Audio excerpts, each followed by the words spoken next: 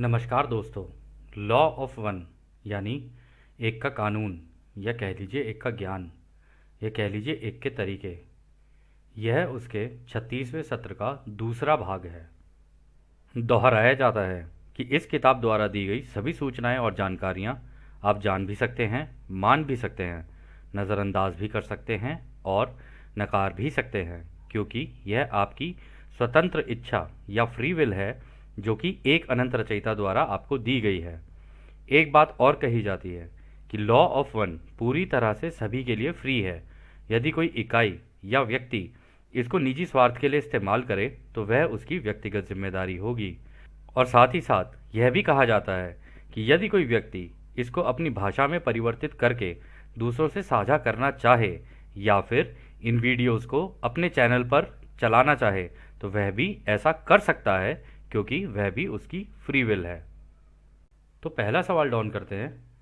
इन अवधारणाओं के साथ इतनी परेशानी होने के लिए मुझे खेद है, लेकिन मुझे यकीन है कि हमारी समझ और भाषा में अनुवाद करना काफ़ी कठिन है और मेरे कुछ प्रश्न बेतुके हो सकते हैं। लेकिन क्या इस हायर सेल्फ के पास शरीर है? हमारे शरीर जैसे किसी प्रकार का वाहन है? क्या इसका कोई शारीरिक परिसर है? तो रा कहते हैं यह सही है। हायर सेल्फ वह है जो छठी घनत्वता में काफ़ी उच्च स्तर पर है और सातवीं घनत्वता में जाने वाले हैं। सातवें घनत्वता में अच्छी तरह से प्रवेश करने के बाद व्यक्ति पूरी तरह से टोटल सेल्फ बन जाता है। वहाँ वो आध्यात्मिक ज्ञान इकट्ठा करना शुरू कर देता है और अष्टक यानी ऑक्टेव की घनत्वता में पहुँचता है। इस प्रकार पीछे की ओर देखना उस बिंदु पर समाप्त हो जाता है। तो दोस्तों, यहाँ पर डॉन ने सवाल किया था कि मुझे ये बताना है कि ये जो छठी घनत्वता में होते हैं या जो हमारे हायर सेल्फ होते हैं, क्या इनके भी शरीर होते हैं जैसे हमारे हैं? और उन्होंने ये भी कहा था कि हो सकता है कि जिस भाषा में हम लोग बात कर रहे हैं उसको ट्रांसलेट जिस तरीके से हम लोग कर रहे हैं, तो हो सकता है कि मेरे सवाल थोड़े से आप लोग को बेतुके भी लगे, लेकिन मैं फिर भी कोशिश करूँगा जो मेरे दिमाग में सवाल आ रहे हैं वो मैं आपसे पूछ लूँ। तो राउस का जवाब ये देते हैं, कहते हैं ये जो हायर सेल्फ है ना, ये छठी घनत्वता में तो होते हैं यानी सिक्स्थ डेंसिटी में होंगे, लेकिन उसके काफ़ी ज़्यादा हायर ऑक्टेव पे होंगे, जैसे सा रे गा मा पा दा नी सा। तो सा में पहुंचने से पहले ना उसके अंदर भी बहुत सारी घनत्वताएं होंगी। ठीक है।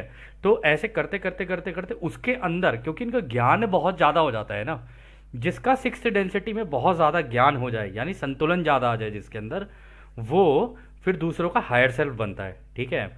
और उसके बाद वो टोटल सेल्फ बनता है। टोटल सेल्फ आपको याद होगा, हमने बताया था जब तक वो सूरज के अंदर है तब तक वो हायर सेल्फ है, और जब सूरज से निकल के यहाँ पे इस गैलेक्सी के सेंटर में यानी गैलेक्टिक सेंटर में आ गया ना, तब वो टोटल सेल्फ बन जाता है। यानी अब वो यहाँ से बैठ के पूरे ब्रह्मांड के अंदर क्या क्या गतिविधियाँ चल रही है ना, एक ही जगह टाइमलेस स्टेट के अंदर बैठ के देख सकता है। यानी कि वहाँ पे वक्त का कुछ नहीं है। यहाँ पे जितनी चीज़ें चल रही है ना, वो सारी एक ही वक्त पर घटित होंगी यहाँ सेंटर में, और यहीं से वो जितना चाहे उतना आध्यात्मिक ज्ञान बटोर सकता है।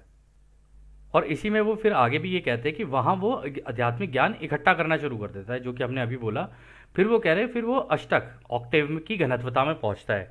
यानी कि आपको याद होगा, वो हम लोगों ने वो याद किया था ना, वो कॉस्मिक एग, उसके सेंटर में जो वो है ब्लैक होल, वाइट होल, उसके बीच में जो पॉइंट ऑफ सिंगुलैरिटी है वहाँ पहुँच जाता है और वहाँ पूरी की तरह से अपने आप को डिसमेंटल कर देता है। और डिसमेंटल करने के बाद उन्होंने कहा है ना कि पीछे देखना उस बिंदु पर समाप्त हो जाता है। तो यानी वो जितने भी अनुभव होते हैं सारे ले चुका होता है। अब उसके अनुभव खत्म हो गए हैं। अब वो दूसरी साइड से व्हाइट होल से निकलेगा नया बनकर, और फिर दोबारा नए अनुभव लेने शुरू करेगा, क्योंकि वहाँ पर जो टोटल जो बन के निकलते हैं ना, वहाँ से जितने पिछले अनुभव इकट्ठे हुए होते हैं ना, फिर उनके अंदर और बेटर बेटर बेटर एक्सपेरिमेंट्स होने शुरू होते हैं और नए नए तरीके के ग्रह और नए नए तरीके के अनुभवों का जन्म होता है और नई नई तरीके की गैलेक्सीज का जन्म होता है। तो फिर अगला सवाल डॉन करते हैं, क्या प्रत्येक व्यक्ति का हायर सेल्फ छठी घनत्वता की प्रकृति का होता है? तो रा कहते हैं हाँ, यह सही है।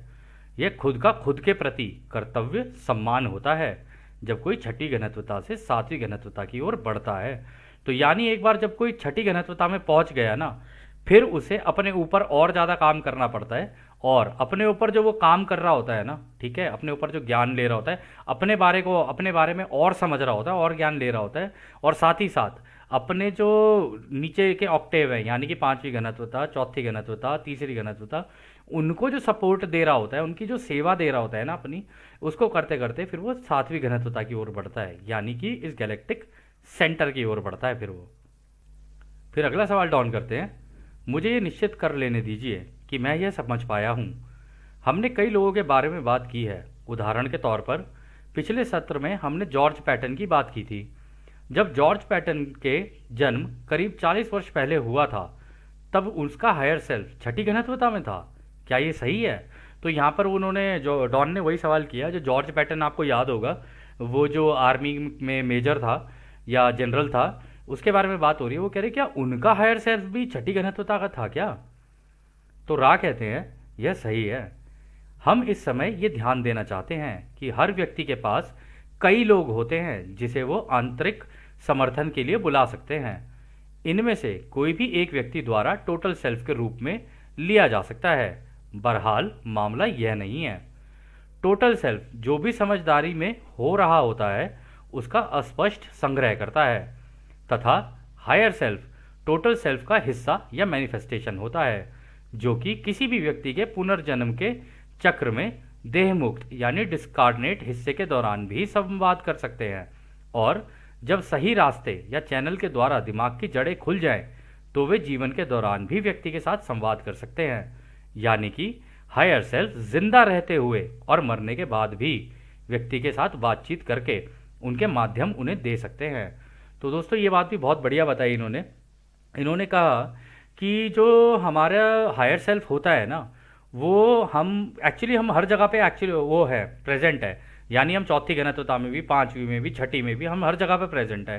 तो ये हमारी मेडिटेशन के अंदर जब हम लोग कर रहे होते हैं ना, तो उन्हीं में से ही कोई हमें मतलब ज्ञान दे रहा होता है। और इधर से बाय द वे आप लोगों को ये बता दें, जब वो आप उनसे ज्ञान बटोर रहे होते हैं, बीच बीच में ऑराइन ग्रुप भी अपनी अपनी इन्फॉर्मेशन डालने की कोशिश करता है। लेकिन इसलिए उसको कहते हैं कि अपने दिमाग में, तभी राह ने कहा था मेडिटेशन करते हुए, जो दिख रहा है उसका उल्टा और उल्टे का सीधा, अगर ऐसे करते रहोगे तो तुम्हारा संतुलन बनता रहेगा। तो यानी अगर ओरायन ऐसा करने की कोशिश करे, या फिर कन्फेडरेशन से अगर आप अपनी हेल्प ले रहे हो, या अपने हायर सेल्फ से, चाहे वो चौथी का हो, पांचवी का हो, छठी का हो, उनसे अगर आप इन्फॉर्मेशन बटोर रहे हो ना, तो जब आप दोनों साइड देख के चल रहे होते हैं ना, तो गलती के चांसेस कम हो जाते हैं। ठीक है ना? और यहाँ पर वो ये कह रहे हैं कि आप चाहो तो चौथी घनत्वता का हो, पांचवी का हो, छठी का हो, आप जिस उसको चाहो तो अपना टोटल सेल्फ मान कर चल सकते हो, लेकिन ऐसा एक्चुअली में है नहीं। उन्होंने कहा है कि जो टोटल सेल्फ होता है ना, वहाँ पे क्योंकि उनके पास पूरी जानकारी है, यहाँ गैलेक्टिक सेंटर में पूरी जानकारी है कि भाई आप जब इस सूरज के आसपास लगे ग्रह में थे तो क्या थे आप, फिर इस वाले के आसपास थे तो क्या थे, इसके आसपास क्या थे, तो आपके बारे में पूरी जानकारी इनके पास है। ठीक है? तो अब आप मान लो इधर अगर पैदा हो गए, इस सूरज के आसपास अगर पैदा हुए हो, तो फिर इसका मतलब आपको जो भी जानकारी चाहिए होगी ना, ये यहाँ से लेके फिर आपको ट्रांसफ़र कर सकते हैं। और ऐसा है नहीं, आपकी जानकारी यहाँ से भी हो सकती है, यहाँ से भी हो सकती है, यहाँ से भी हो सकती है, तो यहाँ से निकाल के वो यहाँ पे इधर ट्रांसफ़र कर देंगे, जिसको भी अपने हायर सेल्फ से चाहिए होता है। और इसमें उन्होंने कहा कि जो हायर सेल्फ होता है वो टोटल सेल्फ का हिस्सा या मैनिफेस्टेशन होता है। बिल्कुल सही बात कही है उन्होंने। यहाँ पे अगर आप गैलेक्टिक सेंटर देखोगे तो ये भी तो सूरज की तरह ही है, और ये जितने भी सूरज लगे हुए हैं ये भी सारी इसकी कॉपी ही है। तो इसका मतलब उन्होंने सही कहा है कि ये हायर सेल्फ जो है वो मैनिफेस्टेशन होता है टोटल सेल्फ का। ठीक है?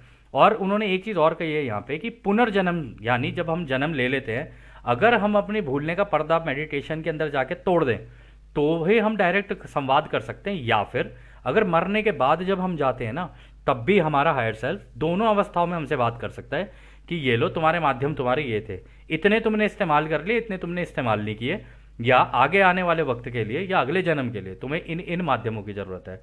लेकिन अगर कोई व्यक्ति, जैसे आपको याद होगा रा ने कहा था, यदि अगर कोई तोड़ दे, इसमें शायद आगे रा कहेंगे, अगर कोई इसको तोड़ दे ना इसी जन्म में, तो चाहे तो जितने माध्यम है ना एक ही जीवन के अंदर लगा सकता है और अपने जितने भी अनुभव है ना बहुत बढ़िया कर सकता है वो। तो अगला सवाल डाउन करते हैं। तो फिर ये चैनल्स ध्यान द्वारा खुल जाएंगी, और मैं अनुमान लगा रहा हूँ कि एक तीव्र ध्रुवीकरण इसमें मदद करेगा। क्या यह सही है? तो डॉन यहाँ पर कह रहे हैं कि अच्छा, तो इसका मतलब अगर हम ध्यान अवस्था में जाएं, मेडिटेशन में जाएं, तो ये जो चैनल्स हैं हमारे जितने भी अपने हायर सेल्फ से बात करने के, कह रही ये खुल जाएंगे। और मैं इससे अनुमान लगा रहा हूँ कि जब हमारा हायर सेल्फ ही हमें इन्फॉर्मेशन दे देगा हमारी, तो इससे हमारा ध्रुवीकरण किसी भी दिशा में हो सकता है, जिसमें भी होगा बड़ा तेजी से होगा। अगर दूसरों की सेवा का है तो दूसरों की सेवा में ज़्यादा हो जाएगा, खुद की सेवा का है तो खुद की सेवा में ज़्यादा हो जाएगा। क्या ये सही है? तो रा कहते हैं ये आंशिक रूप से सही है। ये ज़रूरी यह नहीं है कि तीव्र रूप से व्यक्ति में ध्रुवीकरण विकसित हो जाए। यदि इच्छा या आवश्यकता है तो भी हायर सेल्फ से संपर्क हो जाता है। जीवन के अनुभव का हर रास्ता अनोखा होता है। हालांकि ध्रुवीकरण को देखते हुए इच्छा शक्ति बहुत बढ़ जाती है और इच्छा शक्ति से ध्रुवीकरण बढ़ता है।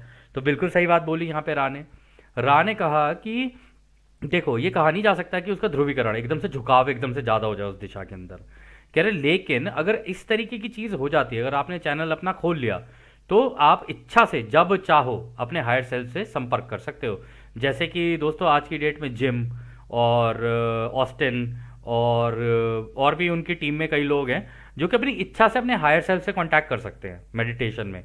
तो उनकी जो चैनलिंग चल रही होती है ना, उन्हीं से चल रही होती है, ठीक है।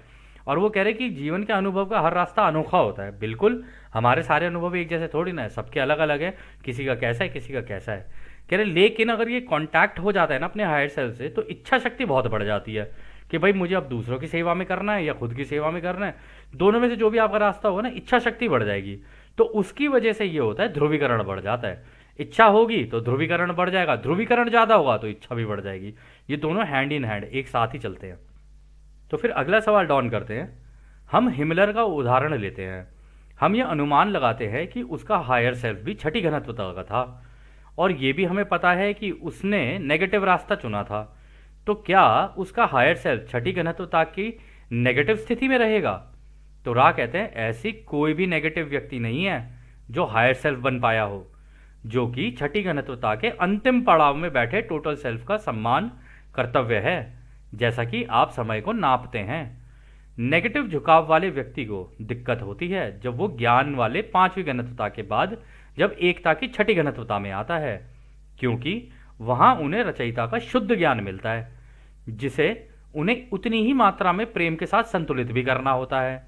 जब कोई व्यक्ति नेगेटिव झुकाव वाला होता है तो उसके लिए प्यार रोशनी को एकता में प्राप्त करना मुश्किल होता है और छठी घनत्वता के पहले पड़ाव में नेगेटिव झुकाव वाले समूह को अपना नेगेटिव झुकाव छोड़कर छठी घनत्वता पॉजिटिव को चुनना पड़ता है।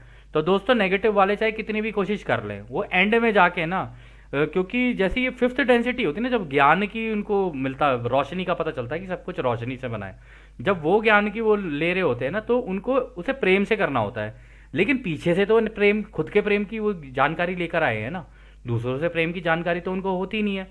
चलो ठीक है, तुम खुद के प्रेम के रास्ते पे चलते हुए पांचवी घनत्वता में पहुंच भी जाओ। अब वहां से जैसे तुम छठी में पहुंचोगे, वहां पे यूनिटी है, वहां पे तुम्हें दूसरों से प्रेम और रोशनी इन दोनों को संतुलित करना है। अब तुम संतुलित ही नहीं कर पाओगे क्योंकि तुम्हें तो प्रेम का ज्ञान ही नहीं है पीछे से। तो इस वजह से वो रास्ता छोड़कर अब इन्हें वहां जाके छठी घनत्वता में फिर प्रेम का ज्ञान भी लेना पड़ता है।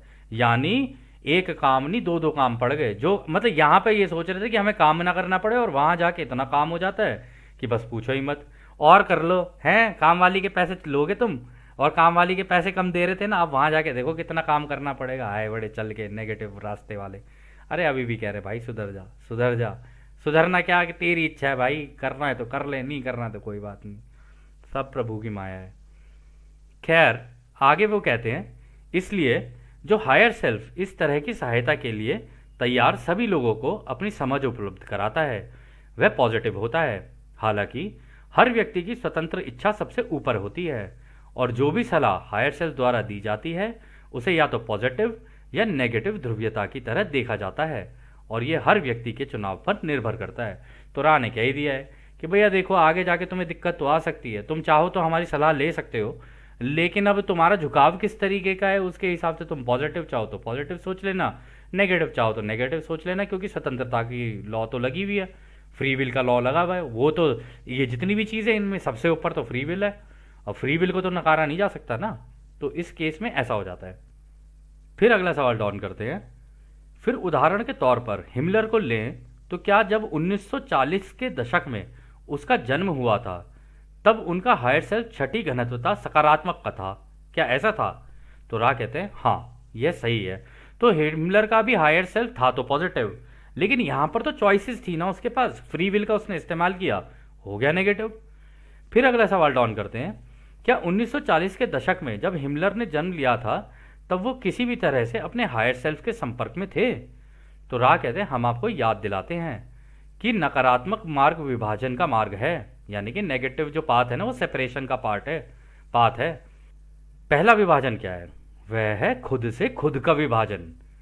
हिमलर के रूप में जाने वाले इस व्यक्ति ने अपनी इच्छा शक्ति और ध्रुवीकरण की क्षमता के लिए किसी भी स्रोत से मार्गदर्शन प्राप्त नहीं किया था, बल्कि अपनी ही जागरूकता द्वारा अपने इस जीवन के अनुभव में खुद चुनाव करके और अपने पिछले जीवन के अनुभव द्वारा बने हुए विरोधाभास के अनुसार ही चुनाव किया। तो वो कह रहे हैं कि भैया उसके कर्म ही पिछले कुछ ऐसे थे कि जब वो यहाँ पर आया ना उसकी वजह से उसका झुकाव ही कुछ इस तरीके का था, तो इसलिए वो हो गया। और ऊपर से यहाँ पर फ्री विल तो थी ही उसके पास, फ्री विल का इस्तेमाल करके जितना वो अपनी बुद्धि का और अपने दिल का इस्तेमाल कर सकता था उसके हिसाब से जो जो उसे ठीक लगता गया वो करता चला गया। लेकिन इस पूरी बात में सबसे इंपॉर्टेंट चीज उन्होंने पता है क्या बोली? सबसे पहला विभाजन क्या है? सबसे पहला विभाजन है खुद का खुद से विभाजन। यानी कि अपने आप को दूसरों से जब भी आप अलग करके सोच के चलोगे ना कि मैं स्पेशल हूं दूसरों से, या मुझे स्पेशल ट्रीटमेंट चाहिए, या अपने आप के बारे में सोचने वाला कि भाई हाँ मैं स्पेशल हूं, मैं स्पेशल हूं, अगर इस तरीके से कर रहे हो ना तो आप ऑटोमेटिकली अपने आप को अपने से ही अलग कर रहे हो। यानी अगर आप सामने वाले से भी अपने आप को अलग कर रहे हो तो एक तरीके से आपने अपने आप को ही अपने से अलग कर लिया, और इस वजह से आप ना एक सपने की दुनिया में जी रहे हो तो कि मैं ही स्पेशल हूँ, मैं ही स्पेशल हूँ, कि मैं ही हूँ आज वो हीरोइन जो कि बस जी पूछो मत, आज लगा ली लिपस्टिक, आज लगा ली बिंदिया और उसके बाद रात को ना आ रही नींदिया। तो खैर आगे सवाल डाउन करते हैं।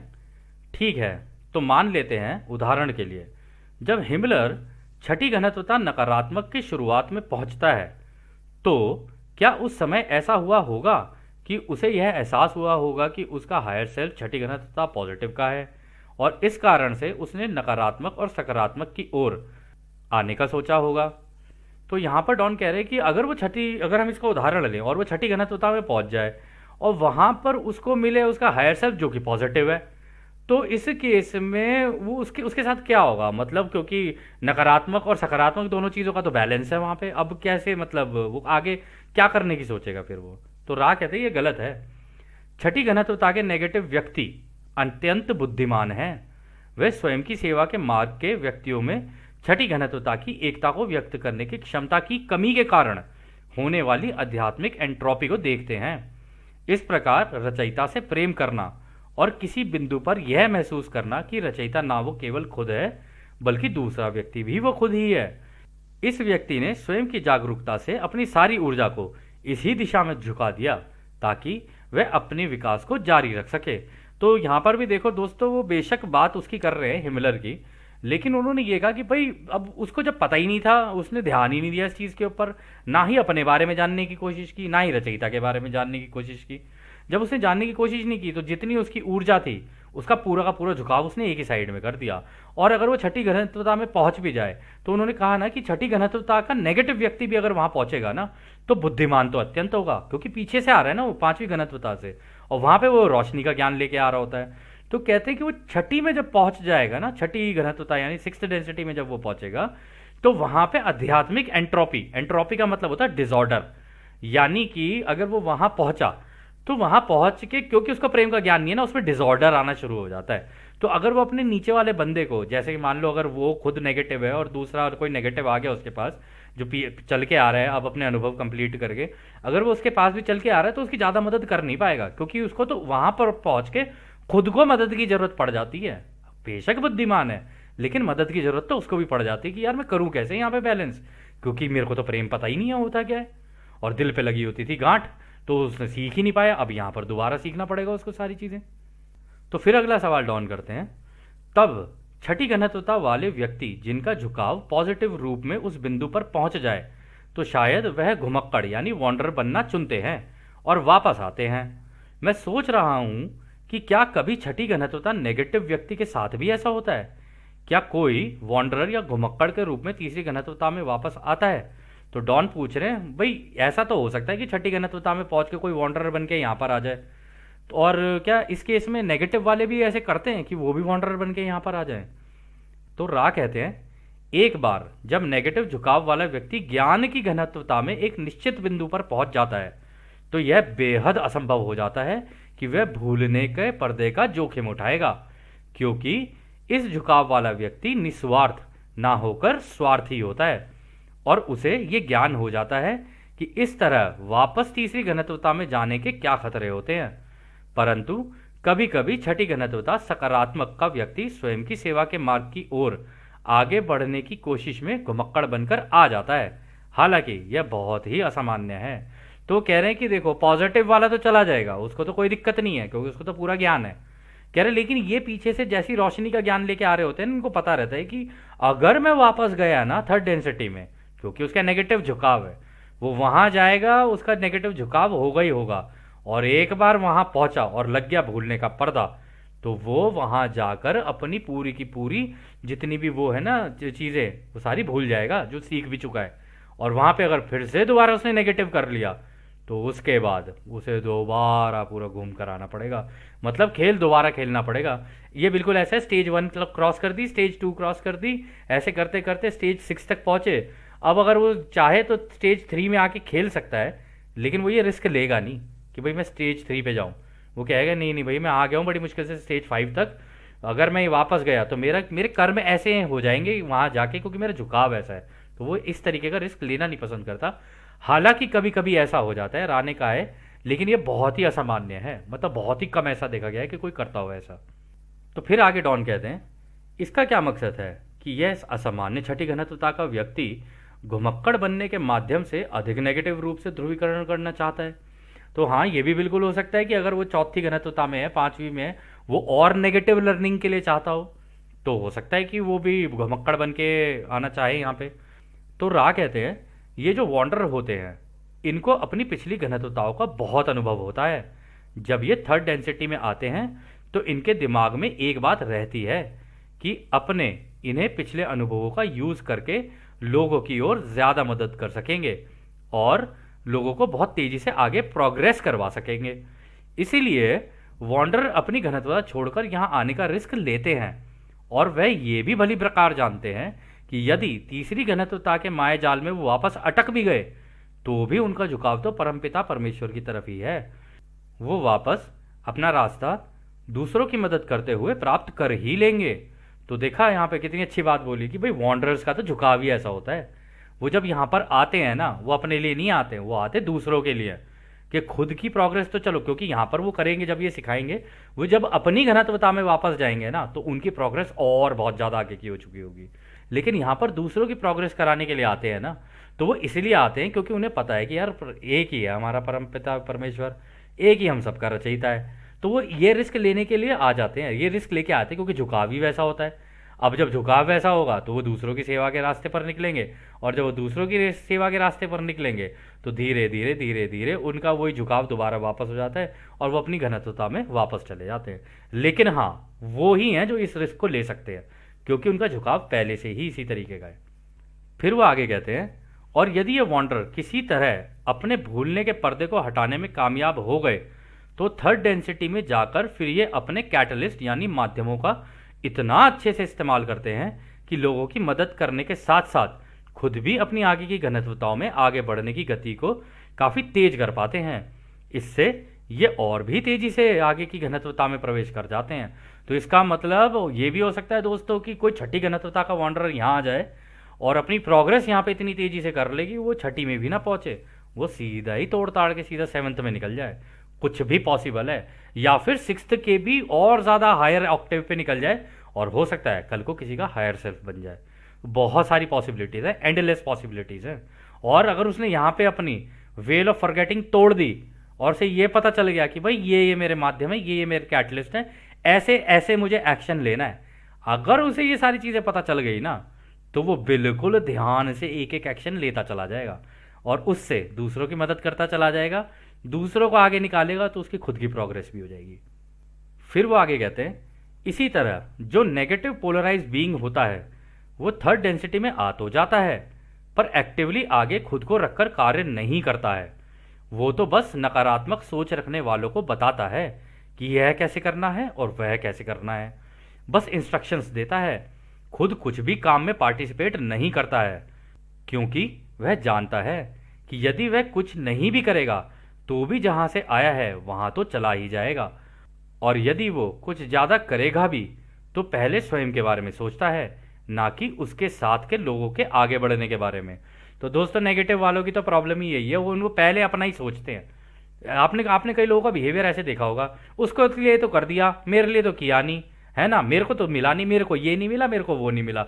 मैं जिनके अंदर ये बहुत ज़्यादा मैं, जिनके मुंह से आप बहुत ज़्यादा मैं सुनो, ज़रूरत से ज़्यादा, कुछ कुछ तो सभी के अंदर होता है, ज़रूरत से ज़्यादा सुनो तो आपको पता चल जाएगा इसका झुकाव नेगेटिव है, इसका पोलराइजेशन कुछ इस तरीके का है। लेकिन वॉन्डरर के केस में, नेगेटिव वॉन्डरर के केस में ये है कि अगर वो आ भी गया ना तो वो पीछे से छुप के काम करेगा, वो आगे नहीं आ सकता किसी भी काम को करने के लिए।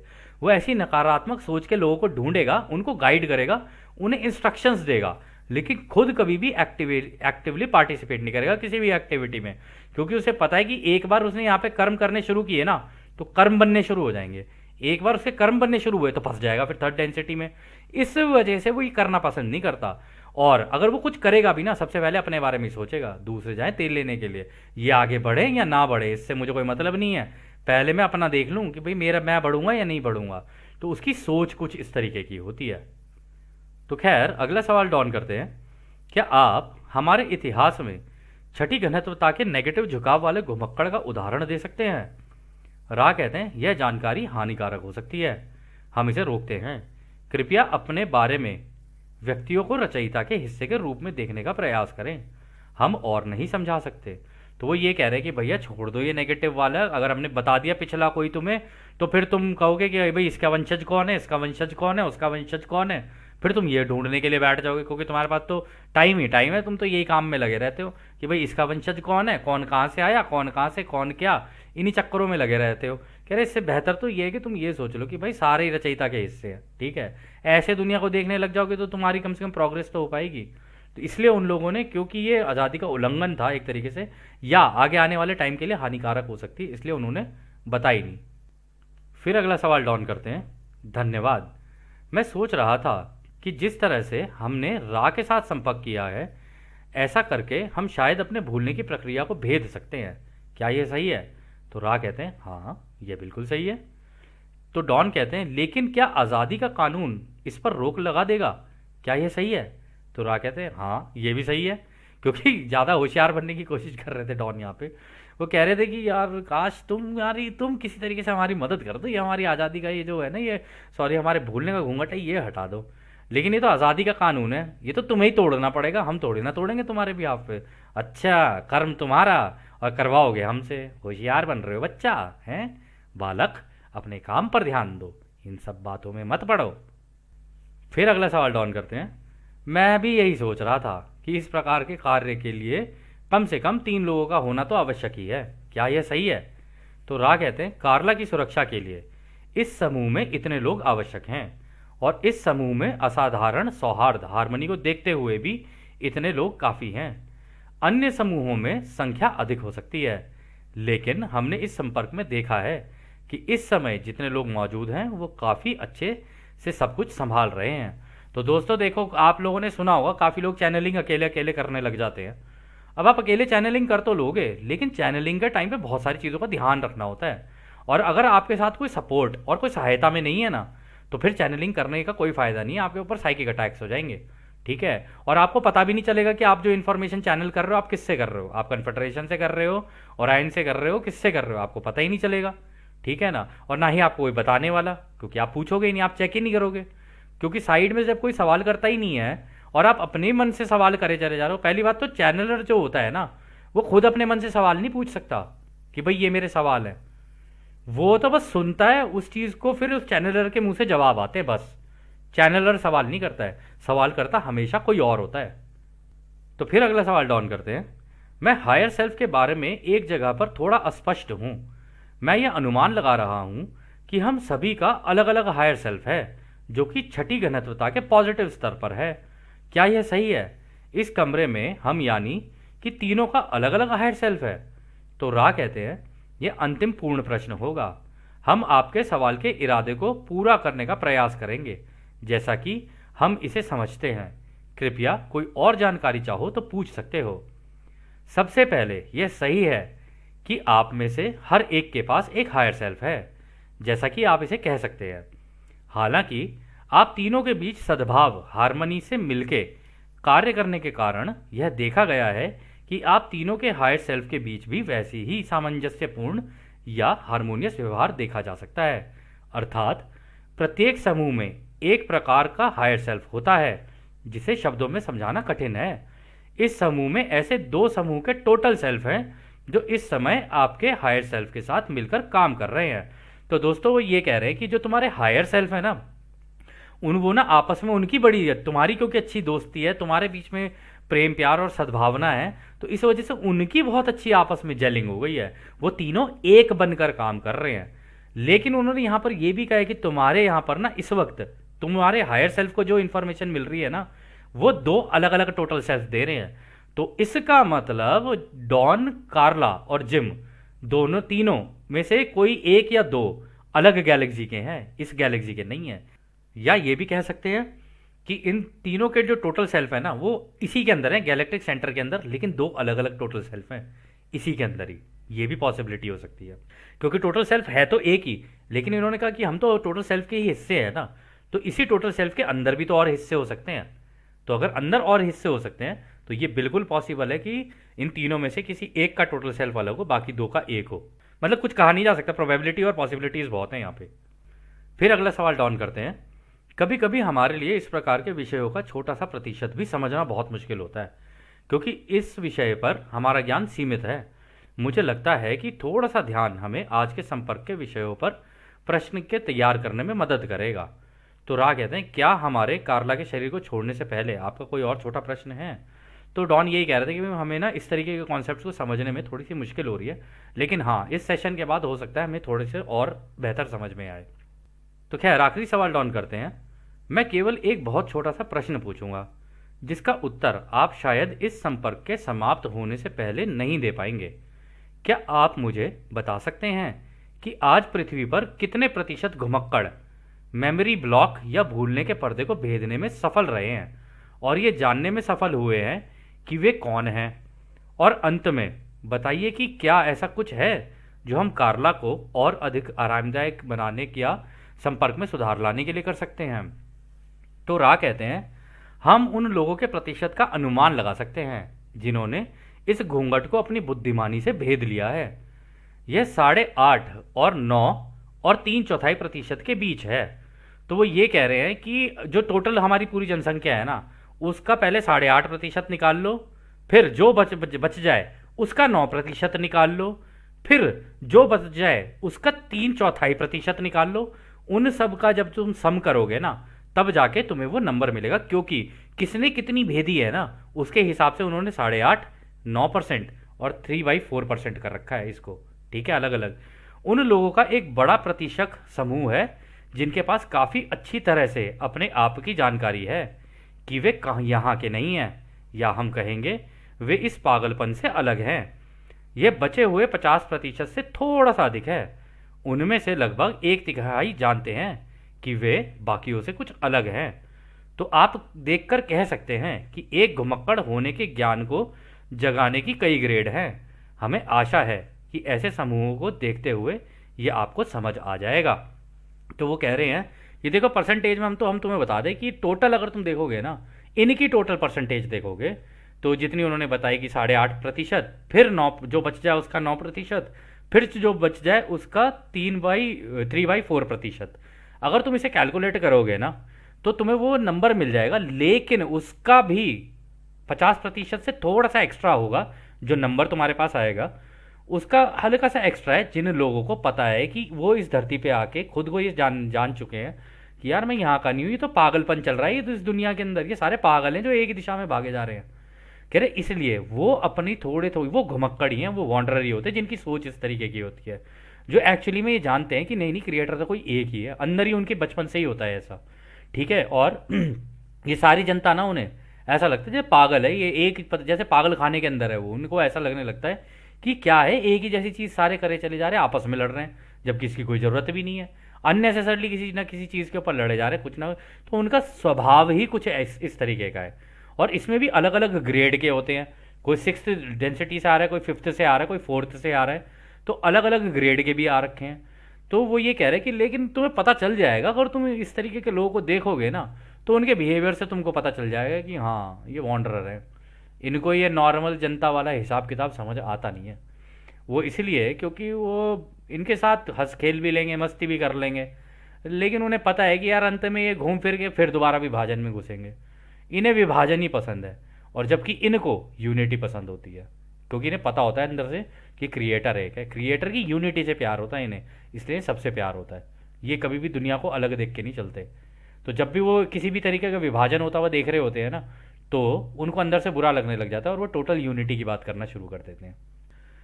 तो खैर दोस्तों, यह सत्र भी अब यहीं समाप्त होता है, और जैसा कि राह हमेशा कहते हैं, अब हम आपको उस एक अनंत रचयिता के प्रेम, उसकी रोशनी, उसकी शक्ति और उसकी शांति में छोड़कर चलते हैं। आदने हमारे दोस्तों, आदने वासु। धन्यवाद।